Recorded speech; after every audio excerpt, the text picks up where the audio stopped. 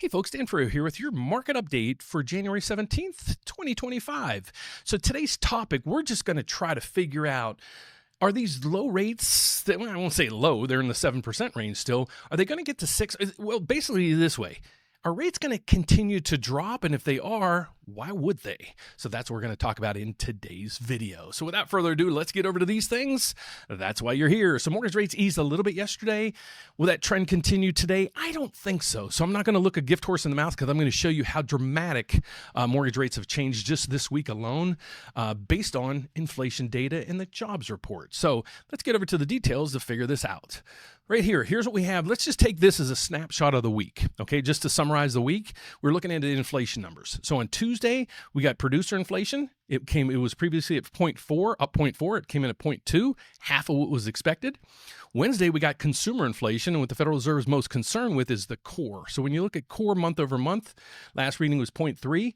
Supposed to come in at 0.3, it came in at 0.2. Then when you look at core year over year, it was much less as well. So it's not on the chart right through here. Then yesterday, we had retail sales come in. We had initial jobless claims, which was kind of right on point.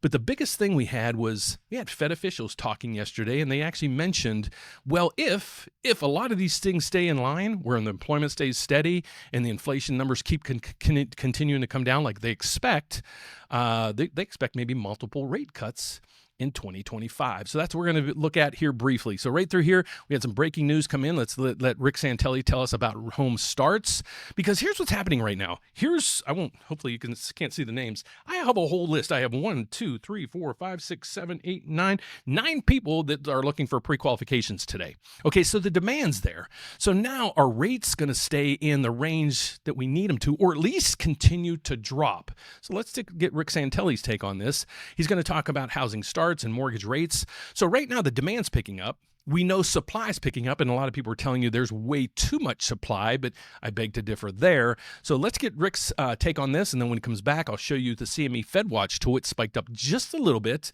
and we'll see the market reactions to all this news that we got so far today. So Rick, take it away for me, buddy. Rick Santelli standing by at the CME in Chicago with some breaking. I hope it's not too broken, Rick. The numbers, please. Yes. Well, look at stocks. They're giving you the clue. Pre-opening equities are flying. Interest rates are moving lower, but not directly affected by this number. Housing starts for December, just a whisker under 1.5 million, 1,499,000. And what's unique about this, even with last month's revision, 1,289,000 moving up to 1,294,000, these are all seasonally adjusted annualized units, is that we've gone from the weakest level last month to June of 2020, last month, even with the revision, to today's number, which is the best since February of 24. So a real switch. And much of the weakness, as Diane Olick has been pointing out, was in multifamily. But don't count out multifamily. What's the news this week? Even though interest rates have gone down, and we will see mortgage rates catch up to that, previous to that, if you looked at the Mortgage Bankers survey this week, 30-year top 7%. Well, with high interest rates in housing, and even with this move in Treasuries, they'll probably remain high, it's going to keep multifamilies in a positive light because, it's more affordable. Now, on the permit side, this is a December preliminary number. It will change. 1,483,000. It's been hovering right under 1.5 million permits, seem much less affected by some of the recent dynamics on the start side.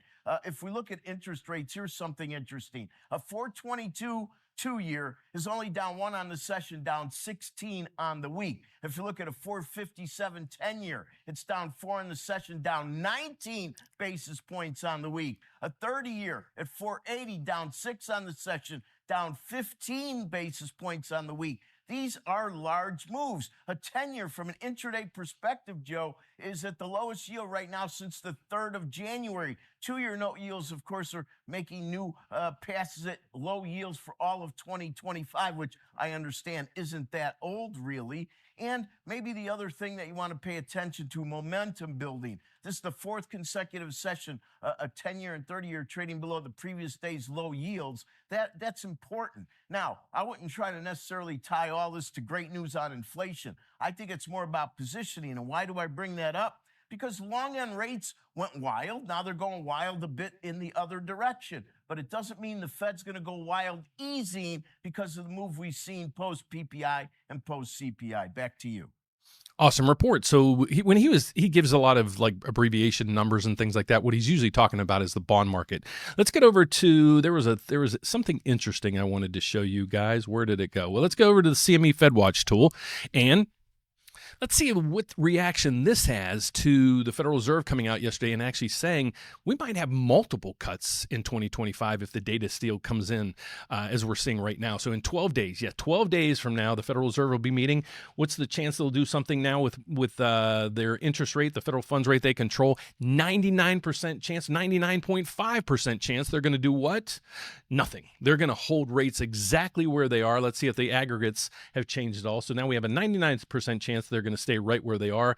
A 71%, this is up from, I think, 67 yesterday. So it doesn't look like the Federal Reserve is going to move anytime soon, but the 10-year bond is acting really nice right now. So let's get over to the chart. Here's what I wanted to show you guys. Here's the mortgage-backed security chart that we follow. This is actually a mortgage bond that trades on Wall Street. So if you follow my channel every day, you understand what this is, but there's a lot of people that don't understand how bonds work.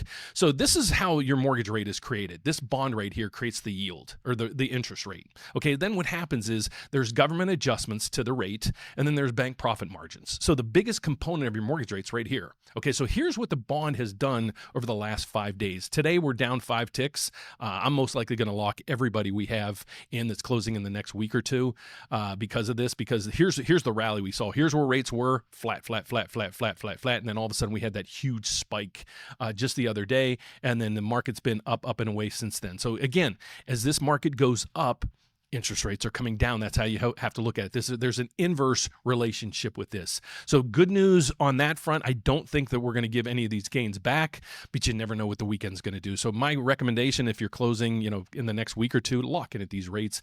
Look at it this way. This thing ran up. This is like a stock. Take your profits when you can. A lot of times what happens, if you watch people who really study graphs, there's a gap here. And a lot of times they're like, you got to watch to see if the bond market re-gaps here, meaning at some point the market could go all the way down to here, and we know that that's probably about 3/8 or a 0.5% gain in mortgage rates. So we don't want the market to give back, so we want this to continually stay, but we don't control any of this. So I'm looking to lock in my borrowers that are closing in the next 2 weeks.